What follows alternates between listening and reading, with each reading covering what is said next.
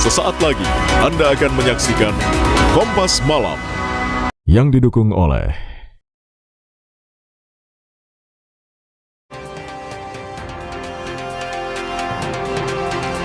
5 orang penambang tewas usai tertimbun longsor di tambang emas ilegal di Gorontalo.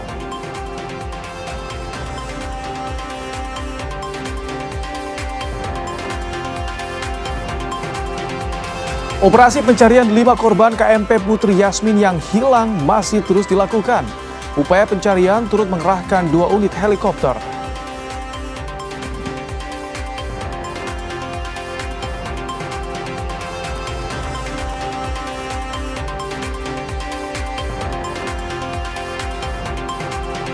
Tiga WNI jadi korban serangan Hutsi terhadap kapal kargo di Selat Bab el Mandeb.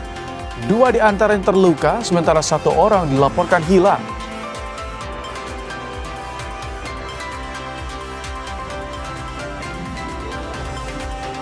Tujuh penumpang warga negara Tiongkok ditangkap usai selundupkan emas berat 17,4 kg atau senilai 46 miliar rupiah.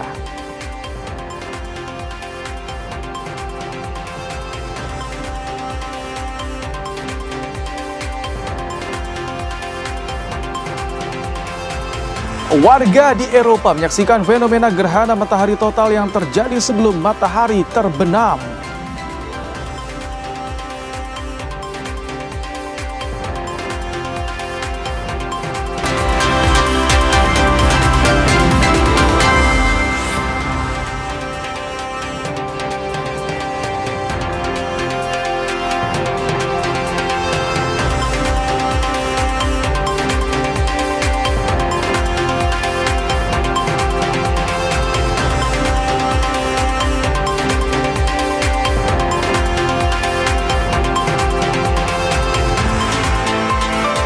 Halo, selamat malam saudara. Anda kembali menyaksikan program Berita Kompas Malam bersama saya Rahmat Ibrahim.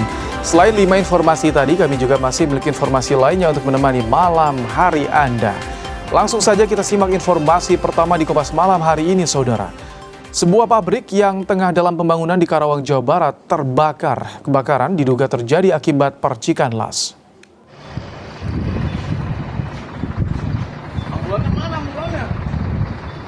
Pro ini kebakaran guys. Asap hitam pekat terlihat membumbung tinggi dari pabrik yang terbakar. Api dengan cepat membesar karena menyambar bahan peredam material bangunan berupa gabus. Tidak ada korban jiwa dalam peristiwa ini. Pekerja berhasil menyelamatkan diri begitu peristiwa terjadi. Pemadam ini mah.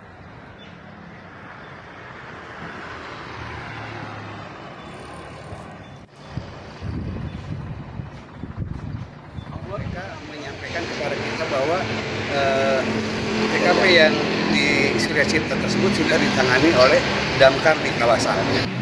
Objek yang terbakar itu bangunan pabrik, infonya itu yang lagi pembangunan. Setelah 5 orang penambang tewas usai tertimbun longsor di tambang emas ilegal di Desa Hulawa, Kabupaten Pohuwato, Gorontalo.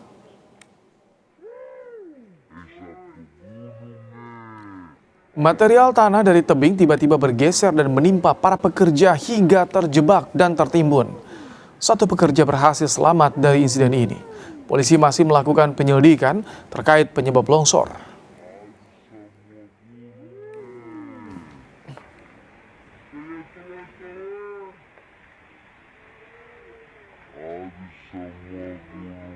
Nah, kalau sementara sudah ditemukan 5 meninggal, 1 selamat dengan luka-luka ringan. Sekarang sudah dibawa ke rumah sakit.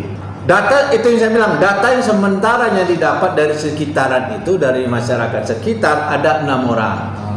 Tapi kita belum tahu, nanti kalau ada laporan kembali ya akan ditelusuri kembali ke TKP. Sudah 4 kapal nelayan yang sedang dalam perbaikan di Dermaga Muara Baru Penjaringan, Jakarta Utara terbakar pada Kamis malam.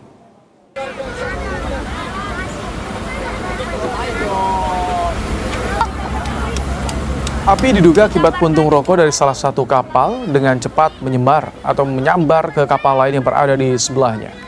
Petugas yang tiba di lokasi langsung berupaya memadamkan api serta memindahkan kapal lain agar tidak kembali tersambar api.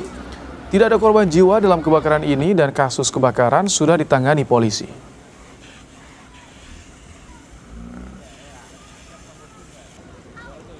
Kalau dari info teman-teman itu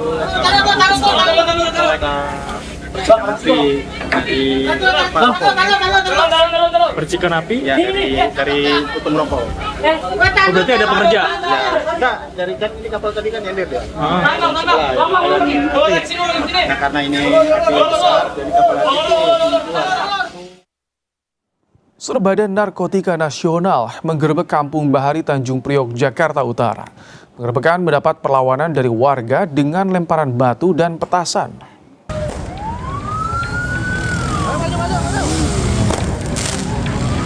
...350 personel Badan Narkotika Nasional menggerebek kawasan Kampung Bahari, Tanjung Priok, Jakarta Utara.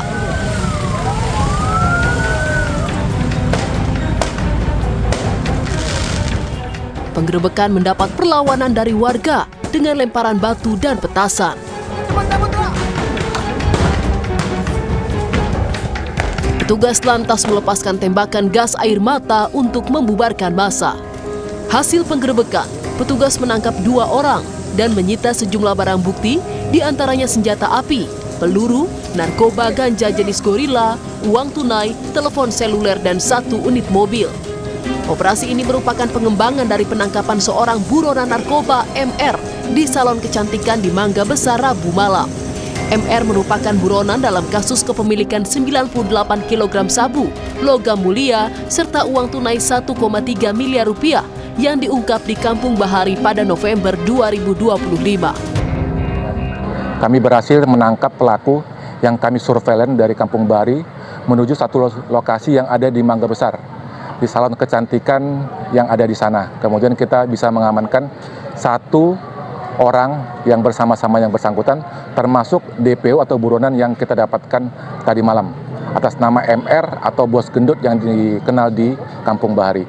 Dari hasil interogasi tadi malam juga kami berhasil mendapatkan satu keterangan bahwa yang bersangkutan atau DPO tersebut menyatakan bahwa ada beberapa orang yang terkait dengan yang bersangkutan, termasuk ingin menunjukkan barang bukti yang disimpan di rumah pelaku di Jalan Samudra.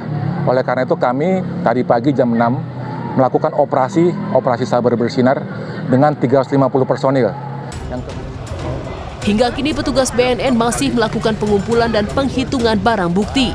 BNN menegaskan akan terus berkomitmen memberantas narkoba di Kampung Bahari. Niza Ramadika, Kompas TV, Jakarta. Kita ke sorotan berikutnya, saudara. Keluarga korban terbakarnya KMP Putri Yasmin rute Padang Bayi Lombok menanti kabar 5 orang yang hingga kini masih belum ditemukan. Upaya pencarian dilakukan dengan turut mengerahkan 2 unit helikopter.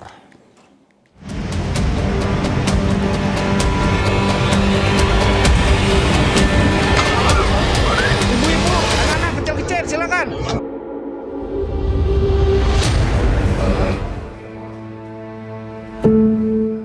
Kegelisahan dirasakan Delsiana, keluarga penumpang KMP Putri Yasmin rute Padang Bayi Lombok yang terbakar. 2 hari pasca terbakarnya kapal, Delsiana belum juga mengetahui nasib keluarganya yang menjadi korban dalam insiden tersebut. Ia bahkan rela menginap di pos pelayanan kantor ASDP Padang Bayi Karangasem menanti kabar pencarian korban. Dari 5 anggota keluarga Delsiana yang berada di kapal saat kecelakaan, 4 diantaranya telah dievakuasi, namun 1 lainnya belum ditemukan. Kemarin sekitar jam 10 sih sampai nginap di sini juga, belum sempat pulang. Sampai saat ini belum ada kabar, sudah dihubungi nomor telepon mereka tapi semoga aja ada mujizat dari Tuhan biar kami bisa ketemu sama saudara, keluarga, kakak saya.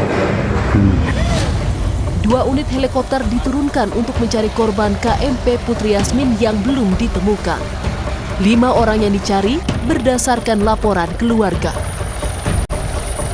Seperti teman-teman media saksikan, kami juga permohonan bantuan pergerakan heli dari SGI dan kami juga masih menunggu hasil daripada bantuan udara hingga sore hari ini. 5 orang ini berdasarkan hasil daripada laporan pihak keluarga ke posko yang ada di sini di Lembang. Sampai kapan operasi ini mungkin Pak? Batas waktu operasi kami tetap ke batas waktu 7 hari, tapi golden time 3 hari. Hingga saat ini 212 penumpang KMP Putri Yasmin telah dievakuasi. 1 orang dinyatakan meninggal, 15 lainnya dirawat di rumah sakit, dan 5 lainnya masih dalam pencarian. Tim Liputan Kompas TV. Setelah peristiwa kebakaran di KMP Putri Yasmin kemarin, 5 orang masih dicari. Seperti apa proses pencariannya? Kita akan tanyakan langsung pada Kepala Kantor SAR Mataram, Muhammad Haryadi. Selamat malam, Pak Haryadi. Selamat malam, Mas. Pak Haryadi, jadi hingga saat ini bagaimana upaya pencarian 5 korban yang masih belum diketahui keberadaannya, Pak? Baik, terima kasih, Mas. Dapat kami laporkan terkait dengan perkembangan operasi SAR hari kedua terhadap kecelakaan kapal KMP Putri Yasmin yang mengalami kebakaran di perairan Selat Lombok. Yang pertama, kami sudah menggerakkan 1 unit kapal tadi pagi jam 8.00 dari pelabuhan Lembar menuju ke LKP dan melakukan searching atau pencarian sesuai dengan star map yang kami pastikan terkait dengan posisi terkait dengan kejadian atau bisa menemukan serpihan atau tanda-tanda keberadaan korban. Dan kami juga melaksanakan penyisiran dengan menggunakan RIB di wilayah pesisir-pesisir di sekitar perairan yang ada di Sekotong. Lalu kami juga menggerakkan 2 helikopter dari PT SGI untuk melakukan pantauan udara. Sorti pertama, kami meluas pantauan udara sejauh 12 nautical mile ke arah barat daya, dan sorti kedua kami perluas kembali sejauh 16 nautical mile dari LKP. Ada titik terang tidak, Pak Haryadi, dari evaluasi pencarian hari ini? Saat ini berdasarkan pencarian menggunakan pesawat dan kapal, kami tidak menemukan tanda-tanda keberadaan korban. Baik. Kendala pencarian selama 2 hari apa yang ditemui oleh tim SAR, Pak Haryadi? Kendala yang pertama kami cuaca. Cuaca terkait dengan tingginya gelombang yang ada di sekitar lokasi kejadian, karena diperkirakan bahwa drive mengarah ke selatan. Selatan yang merupakan karakteristik di selat ombak ketinggian 3-4 meter. Terkendala cuaca. Ini apakah kemudian dicocokkan kembali dengan manifest yang ada di KMP Putri Yasmin, karena kan mendapatkan laporan hilang dari keluarga, Pak Haryadi ya? Betul. Kami mencocokkan terkait dengan laporan keluarga bahwa masih ada keluarga yang belum pulang, yang menumpang, dan kami cocokkan dengan manifest. Ternyata 4 orang di dalam kapal yang belum ditemukan itu tercatat di manifest. Itu yang pertama. Yang kedua, ada 1 orang tidak tercatat di manifest, namun suami daripada korban atas nama Mbak Rambu itu tidak ada. Jadi sesuai data sementara yang diperoleh tim SAR, 5 orang masih dalam pencarian, Pak Haryadi ya? Betul, 5 orang dalam pencarian. Setelah dilakukan pencarian 2 hari, untuk esok skemanya seperti apa, Pak?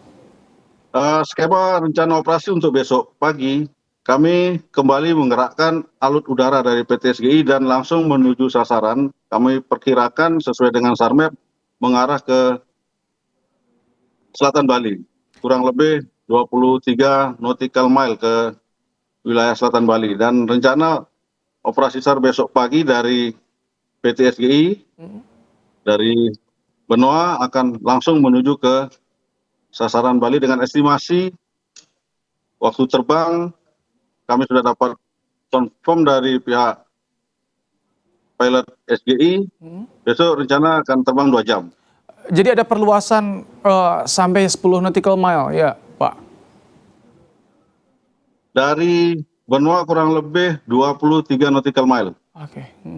Ada penambahan personel ataupun peralatan yang disiagakan untuk pencarian esok hari, Pak? Ya baik, tidak hanya pergerakan heli, namun kami juga akan menggerakkan alut laut yang rencana akan kami gerakkan besok pagi, yaitu RB220 Mataram dan KAL milik TNI Angkatan Laut.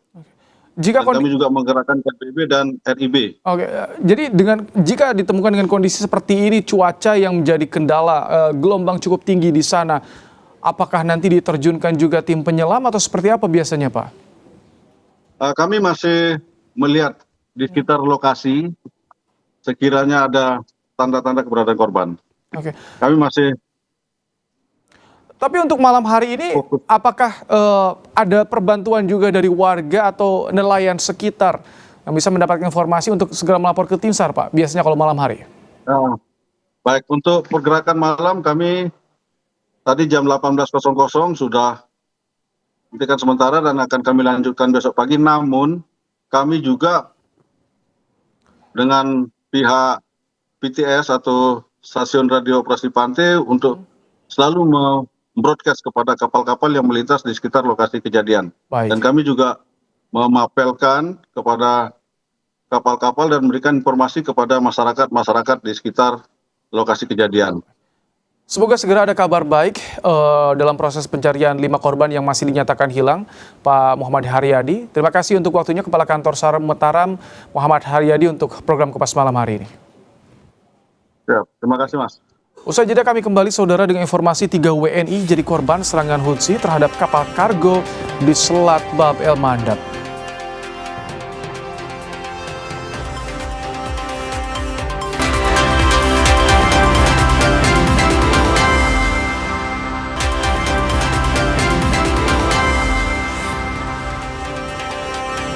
Setelah kelompok Houthi yang didukung Iran melaporkan menembak rudal ke sebuah kapal kargo di Selat Bab El Mandab, Yaman. 6 orang tewas, sementara 1 WNI yang menjadi ABK dinyatakan hilang.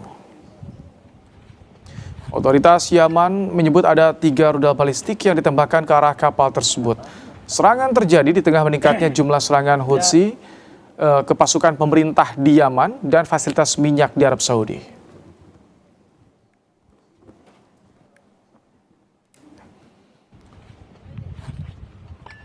Pemerintah Indonesia melalui Kementerian Luar Negeri telah menerima informasi dari pemerintah Yaman jika 3 WNI menjadi korban serangan Houthi terhadap kapal kargo di Selat Bab El Mandab. 2 diantaranya terluka, sementara 1 orang WNI yang merupakan ABK kapal MV Tihamah dilaporkan hilang. Kemenlu mengutuk keras serangan tersebut. Tapi pagi ini kami mendapatkan konfirmasi melalui not verbal dari Kementerian Luar Negeri Yemen yang menyatakan bahwa ABK yang ketiga ini dalam kondisi hilang, jadi belum ditemukan dan upaya pencarian masih terus dilakukan. 7 prajurit Angkatan Laut Amerika Serikat sudah dilaporkan tewas dan lainnya terluka dalam bentrokan di USS Abraham Lincoln.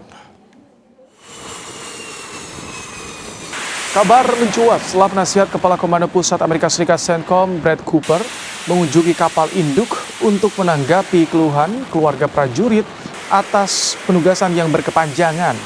Media Iran lainnya, Tasnim, melaporkan saat itu salah seorang kru melempar botol hingga berkembang menjadi perkelahian. 7 personel dilaporkan tewas. Abraham Lincoln dikerahkan lebih dari 260 hari dan masih beroperasi di Samudra Hindia dengan misi utama menegakkan blokade maritim terhadap Iran.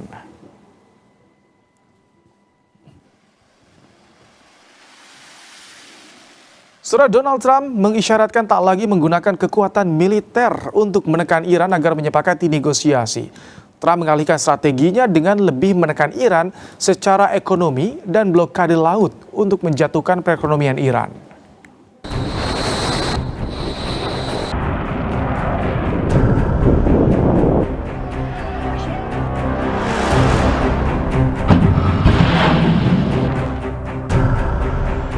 Presiden Amerika Serikat Donald Trump kembali mengatur strateginya untuk menekan Iran agar duduk ke meja perundingan. Alih-alih melancarkan operasi militer baru, Trump mengalihkan taktiknya dengan meningkatkan tekanan ke Iran secara ekonomi. Setelah memberikan ancaman sanksi terhadap negara yang berbisnis dengan Iran, kini Amerika Serikat memberi sanksi tambahan dengan blokade terhadap pelabuhan Iran. Trump mengklaim strategi ini semakin menempatkan Iran dalam krisis ekonomi. We control the strait 100%. Now, can they make trouble? Yeah, they can make trouble. But they're broke. They have no money. You know, Iran is broke, totally broke. And they're not paying their soldiers. They have inflation of 300%. Namun bagi Iran, sanksi dan embargo ekonomi bukanlah hal baru. Juru bicara Kementerian Luar Negeri Iran Esmail Baghaei dalam akun X-nya menyatakan, setiap kali Washington tidak mampu melakukan diplomasi, mereka terus menggunakan sanksi. Ini bukan lagi kebijakan, ini adalah kebiasaan. Iran telah menunjukkan selama beberapa dekade mereka tidak akan tercekik oleh retorika usang. Amerika Serikat telah memberlakukan blokade angkatan laut terhadap pelabuhan-pelabuhan Iran sejak pertengahan April. Tujuannya untuk mengurangi ekspor minyak Iran. Kendala ekspor minyak ini kian menambah masalah ekonomi Iran akibat sanksi keras selama bertahun-tahun.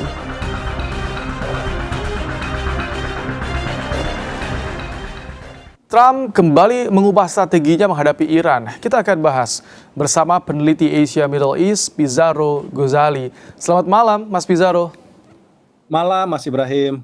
Tak lagi menggunakan pendekatan militer, kini Trump mengarah pada tekanan ekonomi pada Iran.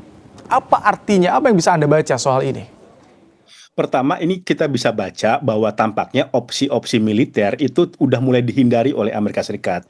Kenapa, Mas Ibrahim? Karena terbukti kan serangan yang dilakukan oleh Amerika Serikat ke Iran itu justru membawa Iran lebih keras, dan bahkan sekarang Iran udah mengubah doktrin keamanannya tuh. Tadinya kan dia pasif kan, dia nunggu diserang dulu, baru balas. Sekarang udah kemudian berani melakukan serangan. Bahkan yang terbaru, penasihat IRGC itu Reza Naqvi mengatakan, kalau begini terus kita juga bisa melakukan serangan di tanah Amerika sendiri, di wilayah Amerika sendiri, bisa di Washington, di New York, dan lain sebagainya. Dan ini bukan hal yang baru. Dulu sama kan ketika Rusia perang sama Ukraine, itu ada beberapa orang-orang cyber ya melakukan serangan kepada fasilitas Amerika Serikat hingga kemudian itu terdampak ekonomi Amerika Serikat. Nah, bukan tidak mungkin serangan cyber pun juga bisa dilakukan oleh Iran. Jadi ini yang kemudian kenapa Donald Trump sekarang udah mulai melakukan tekanan ekonomi. Tapi kan masalah Ibrahim, tekanan ekonomi kan bukan kali ini aja dilakukan oleh Donald Trump. Sudah berkali-kali sanksi ekonomi hampir 50 tahun toh sampai sekarang Iran masih berdiri kayak gitu ya. Kemudian jangan lupa blokade maritim itu tidak akan benar-benar membunuh ekonomi Iran. Dia kan punya banyak variasi diversifikasi ekonomi.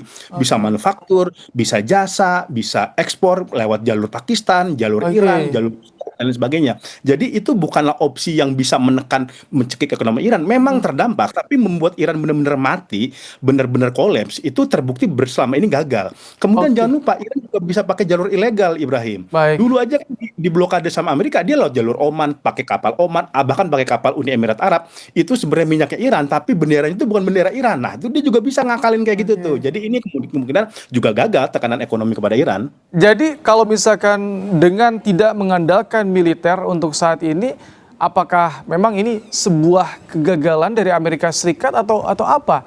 Strategi apa? Cari jalan keluar atau apa ini?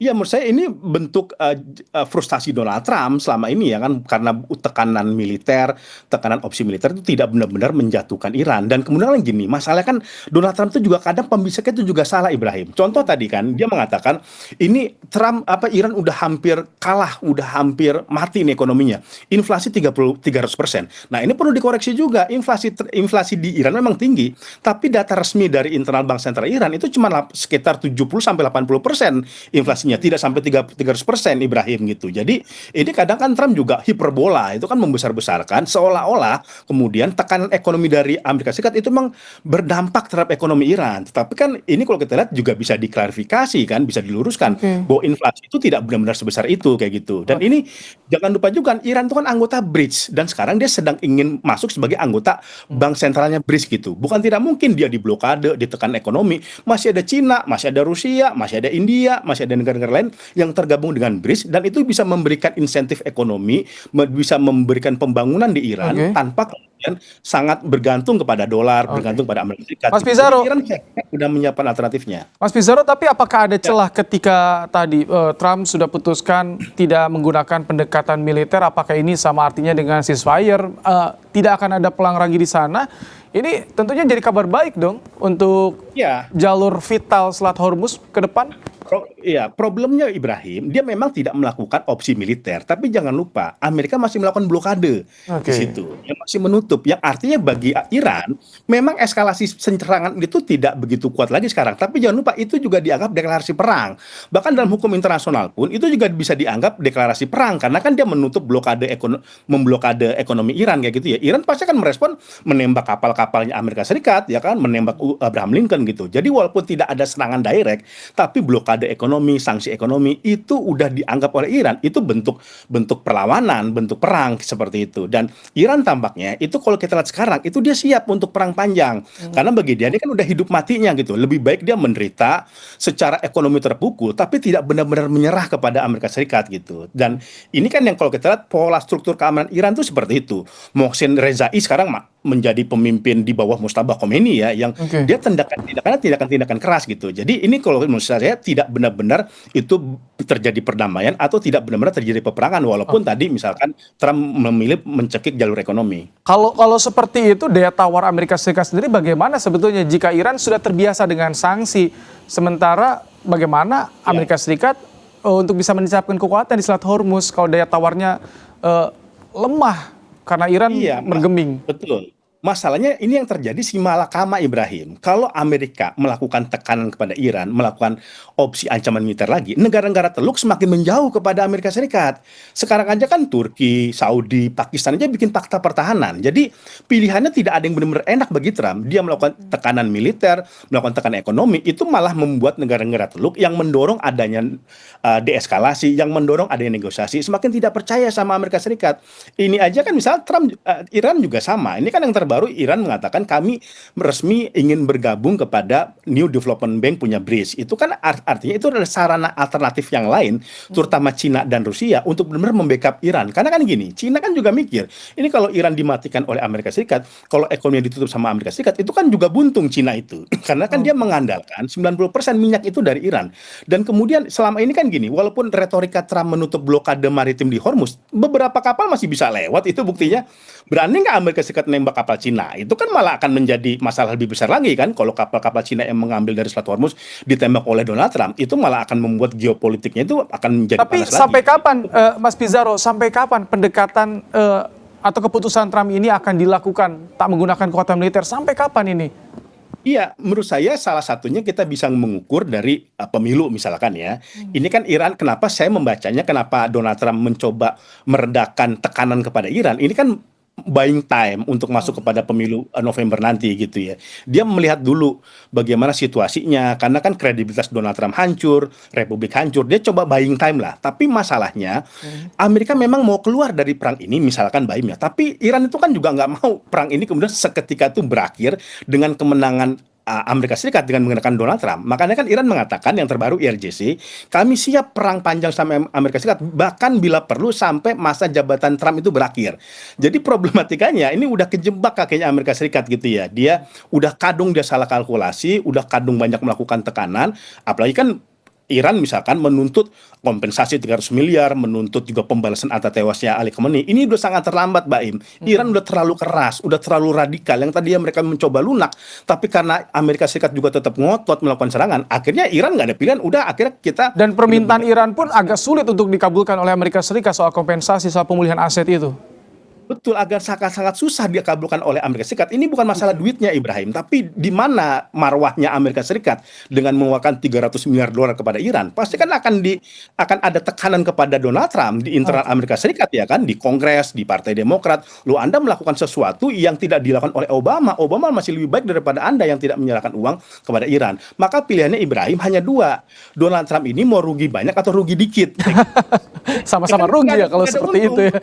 Oke, baik. Mau rugi banyak atau rugi dikit. Kalau rugi banyak, perang akan berlangsung. Tapi kalau mau rugi dikit, masuk lagi kepada negosiasi dan kemudian memberikan konsesi kepada Iran, mencabut sanksi, mencairkan dana-dana yang ditahan. Itu mungkin cara yang bisa dipakai oleh Amerika Serikat agar kemudian dia bisa keluar dari perang ini. Oke, baik. Terima kasih peneliti Asia Middle East Pizarro Ghazali untuk pandangannya di program Kompas Malam hari ini. Sama-sama. Kami kembali, saudara, sesaat lagi dengan informasi 7 penumpang warga negara Tiongkok ditangkap usai selundupkan emas berat 17,4 kg atau senilai 46 miliar rupiah.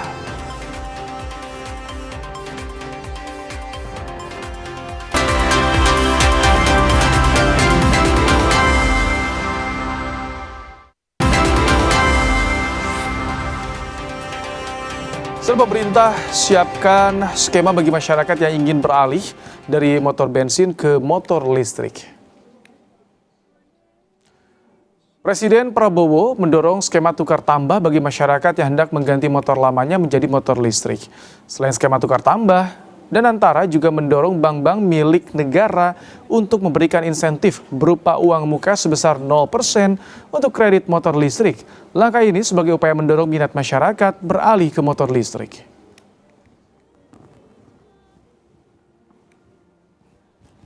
Jadi ada namanya carbon tax. Di kota-kota besar seperti di Beijing nggak bisa motor bensin masuk. Jadi ini warning aja yang masih nekat gandrung dengan motor bensin, ya. Tapi tenang aja, kita ada skema-skema nanti yang sudah terlanjur punya motor bensin, nanti kita pikirkan bagaimana kita bisa tukar tambah. Kalau setor motor yang lama, dapat motor baru, ya tambah dikit lah, ya kan. Saudara, Bea Cukai bersama petugas bandara menggagalkan 2 upaya penyelundupan ekspor emas di Terminal 3 Bandara Internasional Soekarno-Hatta pada 11 Agustus. Total hampir 24 kg emas disita. Petugas menangkap 7 penumpang warga negara Tiongkok serta barang bukti 41 keping emas berat 17,4 kg senilai 46 miliar rupiah. Dalam kasus kedua, petugas menemukan 7 keping emas berat 6,3 kg dalam tas ransel. Total petugas menyita 23,793 kg emas atau setara 63 miliar rupiah. Tidak berhenti pada siapa yang membawa barang, tapi juga dari mana barang berasal, pada siapa akan diserahkan dan siapa yang akan terlibat. Nanti juga akan dilakukan penelitian lebih lanjut mengenai siapa sebetulnya yang mengirim. Saya harapkan sih nanti pengirim-pengirimnya ikut juga ke Ciduk, ya. Saudara, warga di Lampung Tengah merusak hingga membakar bangunan milik sebuah perusahaan. 8 bangunan hingga kendaraan operasional ludes terbakar. Asap pekat disertai kobaran api membakar 8 bangunan milik sebuah perusahaan di Lampung Tengah. Insiden ini berawal saat warga di Kecamatan Anak Tuha terlibat kericuhan hingga berujung pembakaran. Tidak hanya 8 bangunan, sejumlah kendaraan hingga alat berat turut menjadi sasaran kerusakan dan pembakaran. Pasca kericuhan, polisi melakukan pengamanan di lokasi kejadian dan memasang garis polisi. Polisi memastikan tidak ada korban jiwa maupun luka dalam peristiwa itu. Penyelidikan, pendalaman terhadap kejadian kemarin, sekaligus menginventarisir gedung atau unit yang mengalami pengrusakan dan kebakaran oleh masyarakat sekitar. Polisi juga tengah melakukan penyelidikan dengan mengumpulkan barang bukti untuk mengungkap rangkaian kejadian sebelum nantinya dilakukan gelar perkara. Roma Afriyaidam, Kompas TV Lampung. Saudara, petugas pemadam kebakaran berjibaku memadamkan kebakaran hutan dan lahan di Sumatera Selatan. BPBD Sumatera Selatan mencatat total 399 kebakaran hutan dan lahan.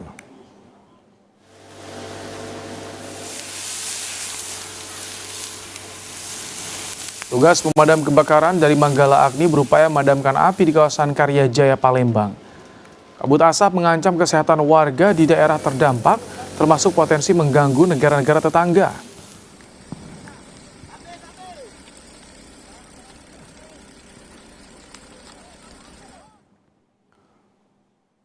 Satgas Penanganan Karhutla Sumatera Selatan mencatat aktivitas manusia baik disengaja maupun tidak diduga ikut jadi salah satu pemicu kebakaran yang terus berulang. Data BPBD Sumsel mencatat sejak Juli 2026, jumlah kebakaran terus meningkat mencapai 456 karhutla. Membawa obat nyamuk akhirnya terbakar. Termasuk juga ada beberapa yang sudah berupaya juga membakar lahan, tetapi tadi disampaikan oleh Polda ada sudah 9 orang yang jadi tersangka karena pembakaran kebun. Seorang mahasiswa di Makassar, Sulawesi Selatan nekat mengelabui orang tuanya dengan berpura-pura diculik dan disekap. Pelaku mengirim pesan pada orang tuanya untuk memberi uang tebusan sebesar 90 juta rupiah. Mahasiswa ini tak berkutik kala disergap tim Jatan Ras Polrestabes Makassar di rumah indekosnya di Taman Randrea. Pelaku ditangkap polisi karena tega mengelabui orang tuanya dengan berpura-pura diculik dan meminta uang tebusan 90 juta rupiah. Mahasiswa berusia 23 tahun tersebut sebelumnya dilaporkan orang tuanya hilang kontak setelah diculik dan disekap oleh orang tak dikenal. Dalam pesan yang diterima orang tua, mahasiswa tersebut memiliki utang sebanyak 90 juta rupiah dan meminta orang tua membayar utangnya. Namun skenario pelaku terbongkar. Uang tebusan yang diminta pada orang tua rencananya akan dipakai untuk kebutuhan sehari-hari dan memenuhi gaya hidup. Namun setelah dilakukan pendalaman, ditemukan fakta bahwa yang melakukan pengancaman bahwa anak itu diculik dan sebagainya adalah merupakan korban itu sendiri dengan membuat suatu sandiwara dengan alasan untuk bisa mendapatkan uang dari orang tuanya, seperti bahwa atas uang tersebut digunakan sendiri untuk kegiatan sehari-hari untuk berfoya-foya seperti itu. Selain menangkap pelaku, polisi telah menyita barang bukti handphone yang digunakan untuk mengirim pesan ancaman pada orang tuanya. Saat ini polisi masih melakukan pendalaman terkait kasus tersebut, termasuk menunggu sikap dari orang tua selaku pelapor. Arif Tirtana, Kompas TV, Makassar. Saudara, keluarga almarhum Sutrimo di Banyumas, Jawa Tengah masih mempertanyakan soal barang-barang milik korban yang hingga kini belum dikembalikan. Keluarga Sutrimo melalui kuasa hukum menjelaskan barang-barang milik korban seperti pakaian, dompet berisi dokumen pribadi hingga ponsel korban harus dikembalikan. Keluarga menduga barang tersebut masih dalam penguasaan FA ataupun Febrio yang mengantar jasad Sutrimo ke rumah sakit.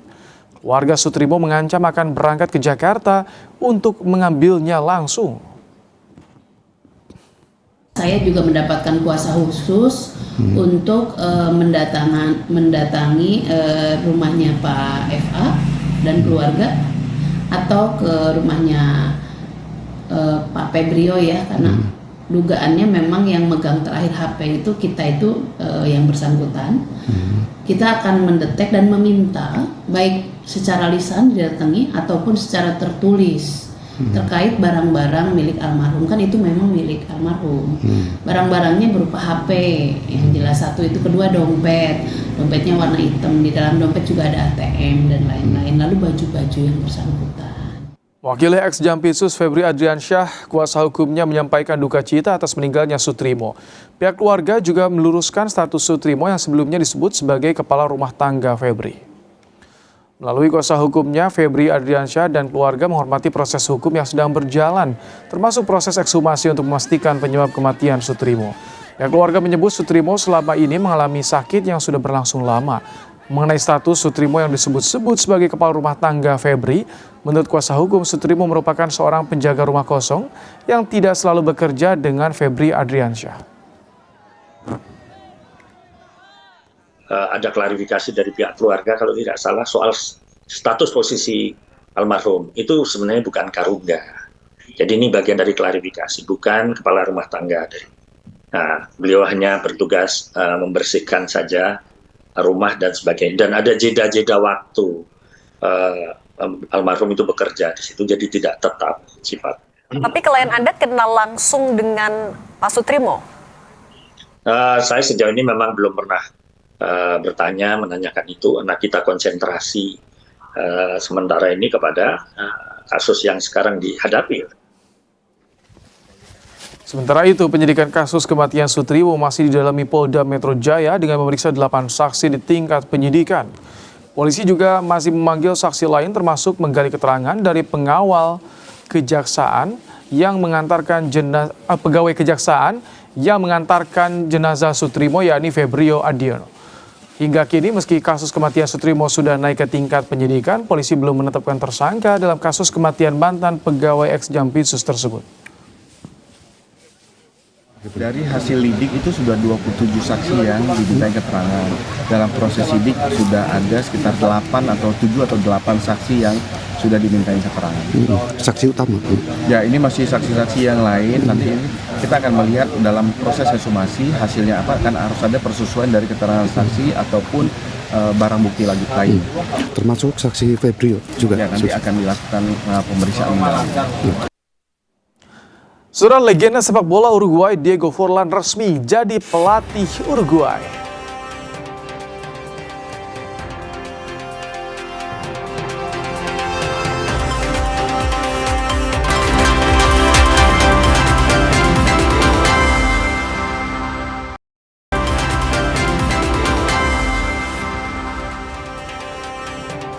Saudara, Sekjen PSSI Yunus Nusi mengimbau kepada para pemain timnas Indonesia untuk bijak bersosial media guna menghindari konflik di dunia maya. Sebelumnya, Justin Yugner sempat menjadi sorotan usai mengunggah story di laman pribadi Instagram miliknya dengan caption, "Mereka lupa apa yang kami lakukan dengan mereka di kualifikasi Piala Dunia." Pesan ini membuat Yugner dan keluarga mendapat ujaran kebencian dari warganet Vietnam. Sekjen PSSI Yunus Nusi bilang telah melakukan komunikasi dengan Ketua Badan Tim Nasional Sumarji untuk berbicara dengan ofisial timnas. Yunus Nusi berharap hal ini tak menimbulkan konflik antar negara. Penting, seluruh pemain wajib mengeluarkan seluruh kemampuannya pada FIFA ASEAN Cup September mendatang. Tentu juga kita tahu bersama, netizen Vietnam juga hampir sama dengan kita, mereka juga sangat aktif di dalam merespon semua persoalan-persoalan sepak bola khususnya, dan kita juga berharap ini tidak lagi menjadi isu yang berkesinambungan, berpolemik. Kita lupakan saja AFF, kita menghadapi FIFA ASEAN Cup, nanti di sana akan ada pembuktian, semoga anak-anak kita bisa melakukan hal itu. Ada pesan khusus atau? Seorang legenda sepak bola Uruguay Diego Forlan resmi menjadi pelatih Uruguay. Diego Forlan ditunjuk menggantikan Marcelo Bielsa pada 7 Agustus. Federasi Sepak Bola Uruguay AUF baru memperkenalkan secara resmi pada 10 Agustus. Forlan resmi diangkat sebagai pelatih baru Uruguay sampai Maret 2027 yang bertepatan dengan pemilihan presiden AUF yang baru. Forlan juga ditugasi menangani timnas U20. Forlan adalah salah satu striker legendaris Uruguay. Ia telah mencetak 36 gol dari 112 penampilan bersama timnas. Penunjukan Forlan sempat dipertanyakan mengingat minimnya pengalaman melatih. Ia hanya 2 kali jadi pelatih dan durasinya pun singkat.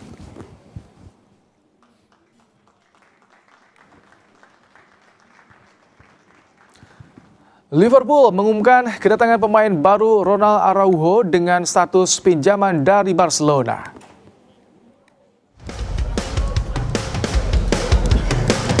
Liverpool resmi mengumumkan kedatangan Ronald Araujo 11 Agustus melalui lini masa mereka. The Reds meminjam selama semusim dari Barcelona dengan syarat permohonan izin kerja dan izin internasional disetujui. Sang pemain akan mengenakan nomor punggung 33. Pemain berusia 27 tahun itu antusias dengan masa peminjaman di Anfield. Araujo berharap bisa memulai karir barunya di Liverpool. Ronald Araujo menjadi pemain keempat yang bergabung ke Liverpool di bursa transfer musim panas ini. Sebelumnya, The Reds sudah mengamankan tanda tangan Johnny Jake, Victor Munoz, dan Evianio Duque. Jutaan warga di Eropa menyaksikan fenomena gerhana matahari total.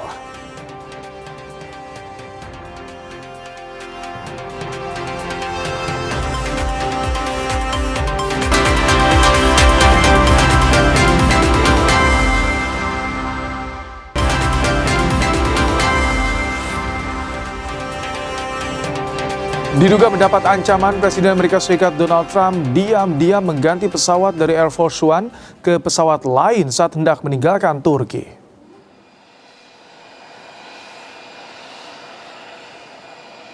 Laporan pertama kali muncul di The Washington Post pada Senin yang berisi informasi Trump diam-diam masuk ke pesawat lain. Trump pindah ke pesawat yang lebih kecil menggunakan truk catering bandara, sementara Air Force One dipenuhi pejabat Gedung Putih yang disebut sebagai umpan. Trump mengaku diminta pindah pesawat oleh Secret Service demi alasan keamanan.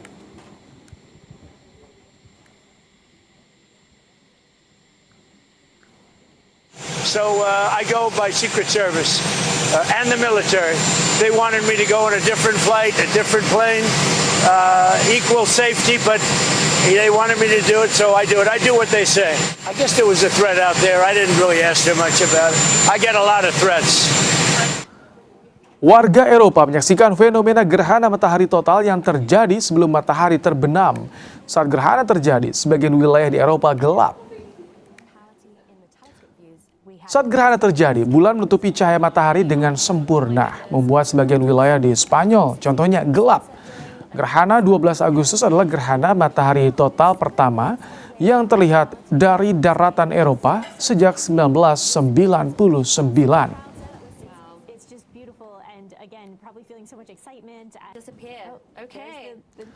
Saudara, terima kasih Anda telah menyaksikan program Kompas Malam hari ini. Perbarui terus informasi Anda di Kompas TV dan minum air mineral dengan kemurnian optimal yang murni pasti sejuknya.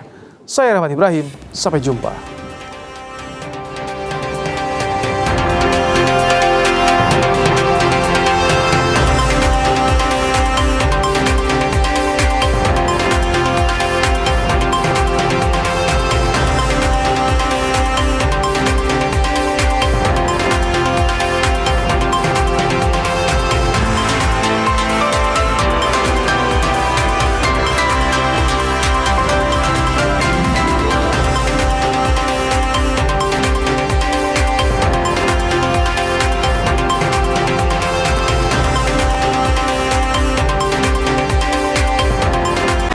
Terima kasih.